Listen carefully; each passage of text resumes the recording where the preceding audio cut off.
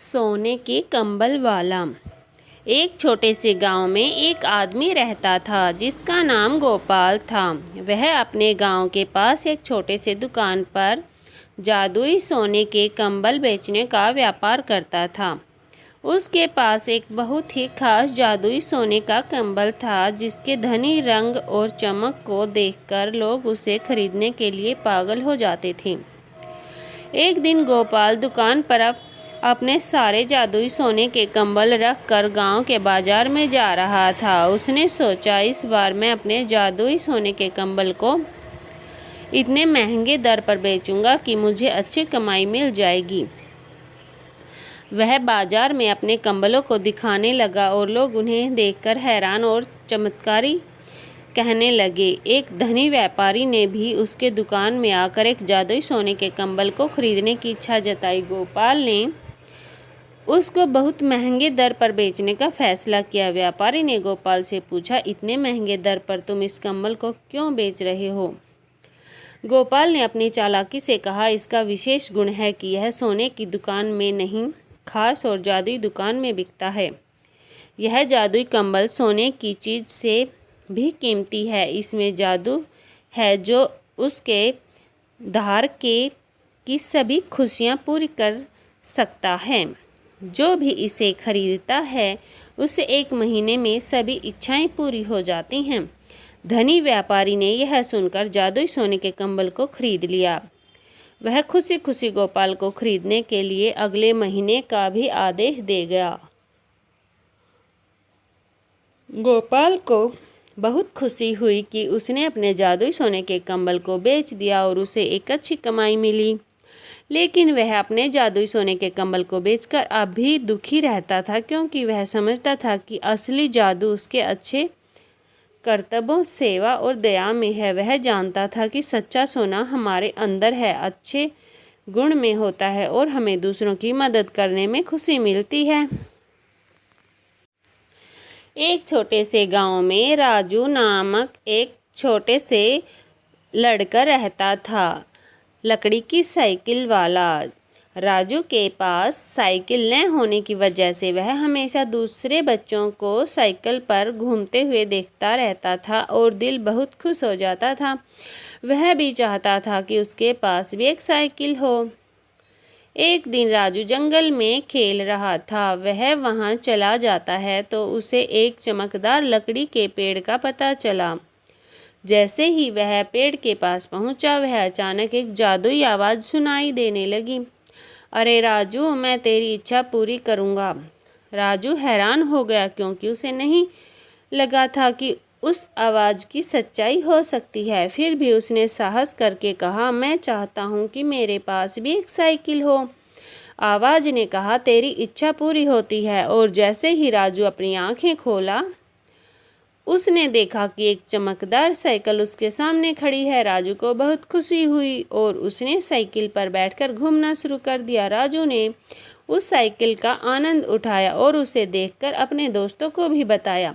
सभी बच्चे बहुत खुश हो गए और उन्होंने राजू को बधाई दी। राजू अब हर दिन साइकिल पर घूमता और उसकी खुशी को देखते हुए उसके माता पिता भी बहुत खुश हुए। उस जादुई लकड़ी के आशीर्वाद से राजू के जीवन में खुशियां और समृद्धि आ गई। इस कहानी से हमें यह सीख मिलती है कि अगर हमारी इच्छा सच्ची हो और हम अपने सपनों को पूरी शिद्दत से प्राप्त करने के लिए मेहनत करते हैं, तो विश्वास मानो जिंदगी में हमें वह सब कुछ दे सकती है जो हम चाहते हैं। लालची छोले भटूरे वाला। एक छोटे से गांव में एक लालची छोले भटूरे वाला रहता था। उसके पास एक छोटा सा दुकान था और वह रोजाना अपने दुकान पर बड़ी बड़ी मिश्री भरी छोले भटूरे बनाकर बेचता था।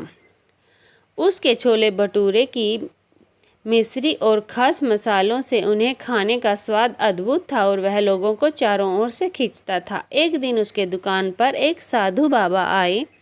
उस साधु बाबा को देखकर छोले भटूरे वाले ने अपने दुकान पर छोटी सी परेशानी का एहसास किया। वह सोचने लगा कि यह साधु बाबा मुझे शायद कुछ मांगने आए हैं। मुझे कुछ खर्चीले समय के लिए दुकान बंद करना पड़ेगा। छोले भटूरे वाला ने दुकान बंद करने की सोची और जल्दबाजी में बाबा को दुकान में बुलाया। बाबा ने देखा कि छोले भटूरे वाला चिंतित और परेशान दिख रहा है। उसने प्यार से पूछा, बेटा आप इतने परेशान क्यों हो रहे हो? छोले भटूरे वाले ने आत्मविश्वास से बाबा को बताया, बाबा मैं चिंता कर रहा हूँ कि आपने कुछ मांगने को आए होगे और मुझे दुकान बंद करनी पड़ेगी। अगर दुकान बंद हो गई तो मुझे कई ग्राहकों का नुकसान होगा।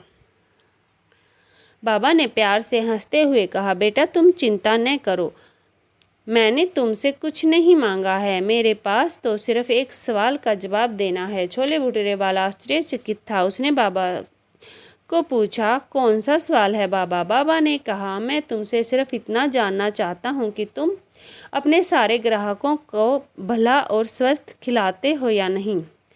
क्या तुम उनकी सेवा करने के लिए खुद को समर्पित करते हो? छोले भटूरे वाले ने आत्मविश्वासपूर्वक कहा, जी हाँ बाबा, मैं अपने सभी ग्राहकों की सेवा करने के लिए समर्पित हूँ। मेरा मकसद है कि उन्हें सबसे अच्छी खिलाई मिले। बाबा ने अपना हाथ उसके सिर पर रखा और कहा, बेटा तुम्हारी सच्ची सेवा की प्रतिबद्धता और आपसी सद्भाव के कारण ही तुम्हारी दुकान की सफलता है। मैं तुम्हें एक जादुई वरदान दूंगा।